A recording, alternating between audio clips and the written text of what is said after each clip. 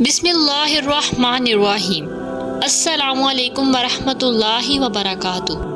حضرت قیس بن ابی غرزہ رضی اللہ تعالیٰ عنہ سے روایت ہے کہ رسول اللہ صلی اللہ علیہ وآلہ وسلم کے دور میں ہم تاجروں کو دلال کہا جاتا تھا، تو نبی صلی اللہ علیہ وآلہ وسلم ہمارے پاس سے گزرے اور ہمیں اس سے بہتر نام دیا اور فرمایا، اے تاجروں کی جماعت، خرید و فروخت اور لین دین میں بہت سی بیجا باتیں ہوتی ہیں اور قسمیں بھی کھائی جاتی ہیں، تو اس میں صدقہ ملا لیا کرو۔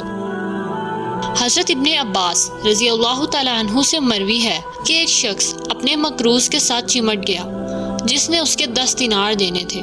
اس نے کہا، اللہ کی قسم، جب تک تو مجھے دے نہیں دیتا میں تجھے ہرگز نہیں چھوڑوں گا سوائے اس کے کہ تو کوئی ضامن یا کفیل لے آئے۔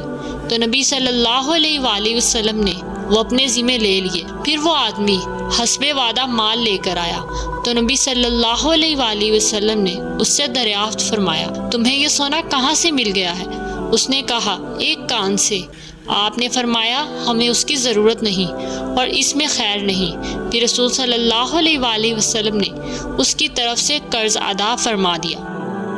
حضرت نعمان بن بشیر رضی اللہ تعالیٰ عنہ کہتے ہیں کہ میں نے رسول اللہ صلی اللہ علیہ وآلہ وسلم سے سنا، آپ صلی اللہ علیہ وآلہ وسلم نے فرمایا، حلال و حرام کے درمیان کچھ شعبے والی چیزیں ہیں جنہیں اکثر لوگ نہیں جانتے، تو جو شعبات سے بچ گیا اس نے اپنی عزت اور اپنے دین کو محفوظ کر لیا، اور جو شعبے والی چیزوں میں جا پڑا وہ حرام میں داخل ہوا۔